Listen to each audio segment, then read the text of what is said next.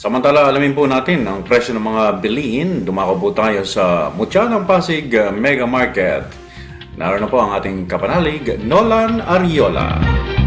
Maraming salamat Nanay Jing, Father Nono, mga kapanalig. Narito ang presyo ng mga pangunahing bilihin sa Mutya ng Pasig Mega Market sa pag-ipagtulungan ng Administration Office. Sa presyo ng local rice, tumaas ng 2 piso kada kilo ang presyo ng pinakamurang bigas.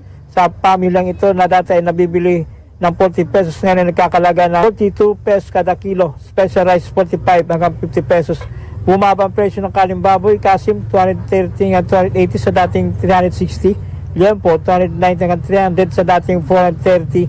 Manok 160 hanggang 170 pesos kada kilo. Sa presyo ng mga isda, tawilis 120, bangus 240, tilapia 130, dalagang bukid 100 pesos kada tumpok, hiwas 240, galunggong 200, patambaka 280, yellowfin 280, asa-asa 260, salay-salay 240, espada 300, diles 160, kitang 300, bakoko 360, maya-maya 200, dalagang bukid 200 pesos kada kilo, pampano 440, tamban 100. Tuwas ng 10 hanggang 80 piso ang presyo ng ilan sa mga gulay.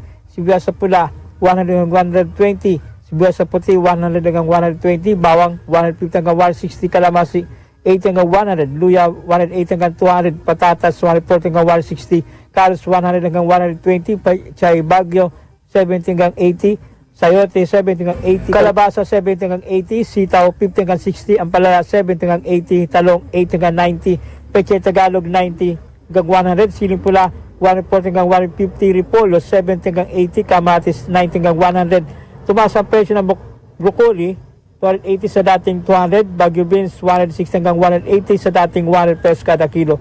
Sa presyo ng liquefied petroleum gas o LPG, nagkakalaga ito ng 1,291 hanggang 1,341 pesos kada 11 kilograms cylinder. Samantala sa isang malaking gasoline station, 84 pesos ang diesel max, 72 pesos 80 centavos ang extra advance, 73 80 centavos ang XCS, 87 and 80 centavos ang turbo, diesel 83 pesos 80 centavos ang blaze 100 at 111 pesos 50 centavos ang kerosene. Sa presyo ng pataas na presyo ng mga bilihin at petrolyo, sa paanong parang po kayo nagbabudget, ma'am? Medyo bawas yung mga luho. Kung ano lang yung mga importante, yun na lang ang kailangan. Kasi hindi pa tumataas yung pensyon naming mga senior, mataas na yung presyo. So hindi kami makahabol, lalo na pambili ng mga gamot namin. Opo. Saka maintenance. Ano pang kailangan mo sa pamahalaan, ma'am? Sana naman magkaroon ng price control sa mga presyo. Kasi dati mayroong ganun eh.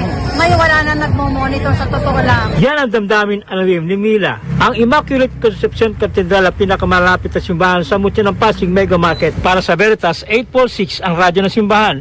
Ako ang inyong kapanalig, Nolan Ariola. Sumainyo ang katotohanan. Veritas Pilipinas.